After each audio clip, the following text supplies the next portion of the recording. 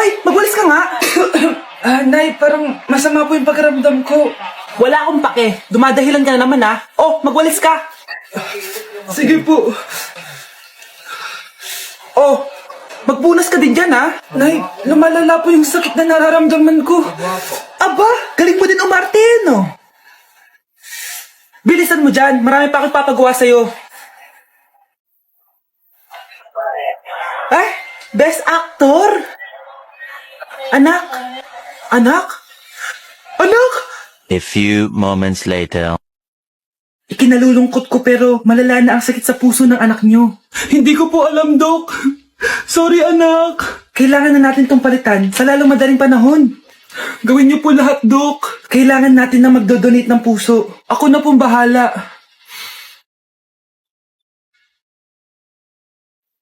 Nay? Oh, gising ka na pala. Nasaan ako? Nasaan ang nanay ko? Nanay mo yung nagbigay ng puso sa'yo. Hindi pwede. Nay, sorry, Nay. Nay? Buhay ka? Oo naman anak, buhay na buhay. Kanino puso yung nandito? Puso ng kambing yung nilipat sa'yo anak. Ha? Pagaling ka ha? Ma'am, parang wala po ata sa lesson natin yung number 5. Ay, wala ba? O sige, bonus na lang yan. Thank you, ma'am. Ma'am, wala po ata sa lesson natin yung number 5. Oh, ano gagawin ko? Puro ko kasi daldalan kaya di mo alam. No, favoritism si ma'am. May sinasabi ka? Ay, wala po. A few moments later. So, ganun lang siya kadali. Ma'am, pwede po pa-excuse? Sumasakit po yung puson ko eh. Sige, punta ka na lang sa clinic. May gamot doon. Sige po, ma'am. Nagets niyo baklas? Ma'am, excuse po. Sumasakit po yung puson ko. Ang arte mo naman. Onti sakit lang. Excuse agad. Kapag di maganda, wag na mag-inarte. Kala mo naman ang ganda ni ma'am. Hello po, ma'am. Sorry po, absent ako kahapon. Nagkalagnat po kasi ako eh. Ganun ba? Sige, excuse na lang kita. Sige po, ma'am. Thank you po. Ma'am, excuse po. Nilagnat po kasi ako kahapon kaya di po ako nakapasok. Naku, tigilan mo ako ha. Walang isang araw na lagnat. Ang sabihin mo, tamad ka pumasok. Ikaw nga, palagi ka nga di pumapasok eh. Anong sabi mo? Totoo naman ma'am, may favoritism ka. Susumbong kita sa principal. Maniniwala ba ang principal sa'yo? Wala ka namang ebidensya. Anak, mag-exam tayo mamaya ha. Dapat mas mataas grades mo kay Scarlett. Oo naman, Nay. Mas magaling naman ako sa kanya. Anak ni ma'am si Samantha. Eto yung mga sagot mamaya sa exam. Perfect mo yan. Sige na, Nay. Baka may makakita pa sa atin. Humanda kayong dalawa sa principal.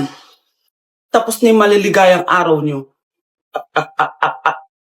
Mare, may tinitinda ako.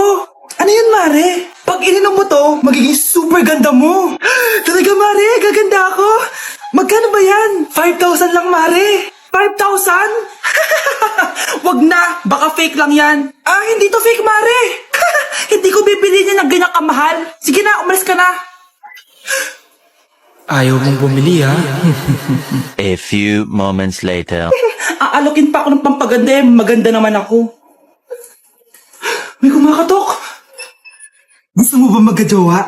Opo. Pag ininom mo to, magkakajowa ka na. Talaga? Sige na to. Ubusin mo ha. Sige po. Magkakajowa na ako. Anak, saan mo galing yan? Sa kapitbahay po, Nay. Sa kapitbahay? Huwag mong inumin yan. Ano yun, Nay? Ang kulit-kulit mo talaga, anak. Anak? Anak ko! Ano nangyayari? Baka pinaprank mo na naman ako, ha? Anak! Nasa akin na ang gamot. Gamot? Akin na yan! Ops! Hindi to libre! Magkano ba yan? 10,000 lang to, Mare. 10K!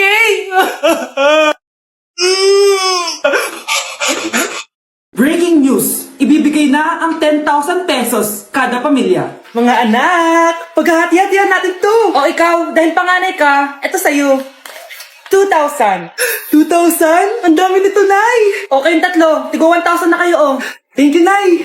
1,000 lang? Sa kanya, 2,000? Ang daya naman, Nay. Wow, thank you, Nay. Pero syempre sa akin yung 5,000. A few moments later. Ang dami ko ng pera. Ano kaya bibilin ko? Tingin nga ako sa Lazappi. Transparent na panty? Ganda nito ah. Add to cart. iPhone 14 na Android? Bago to ah. Add to cart.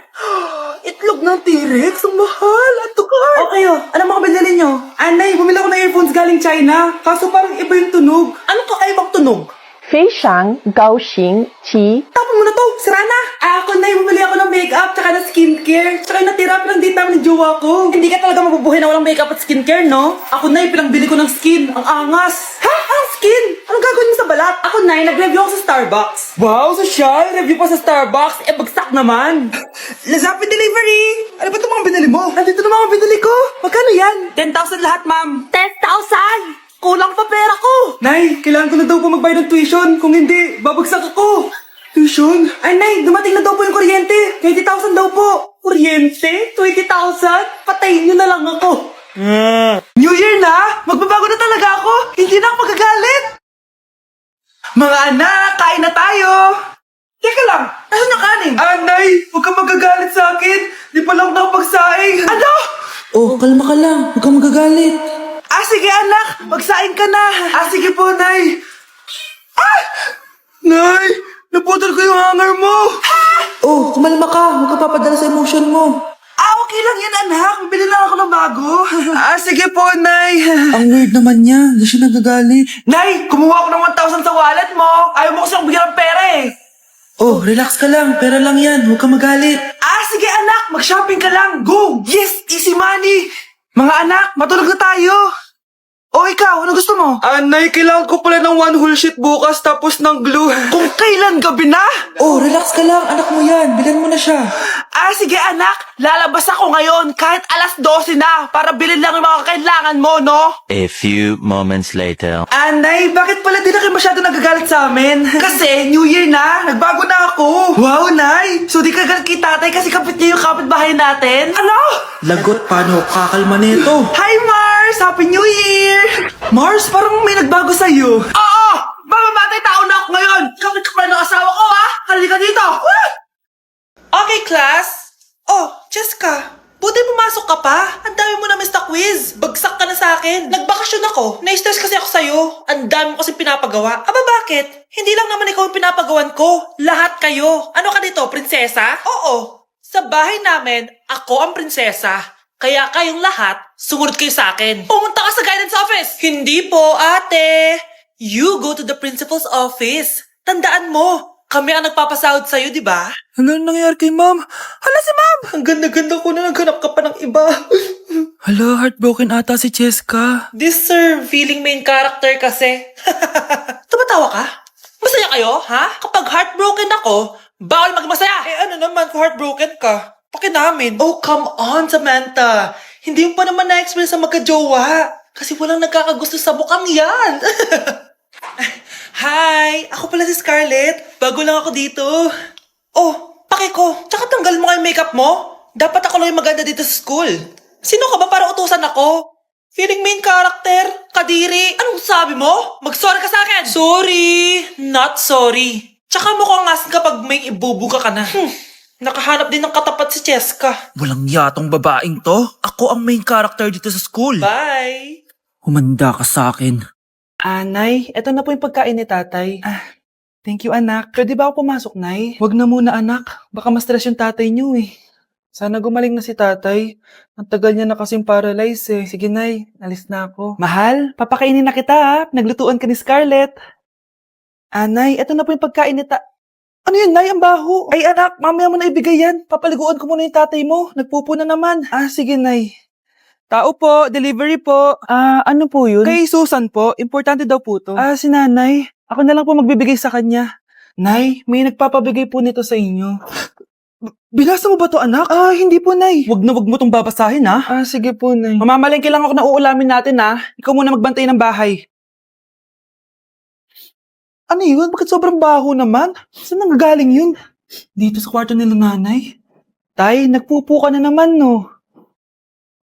Yung envelope to, Death certificate? Hindi naman patay si tatay,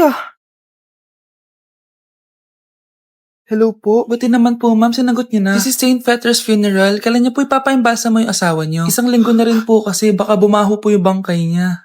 Anak, alam kong nasa kwarto ka ng tatay mo. Si nanay. Anak, kain ka na oh.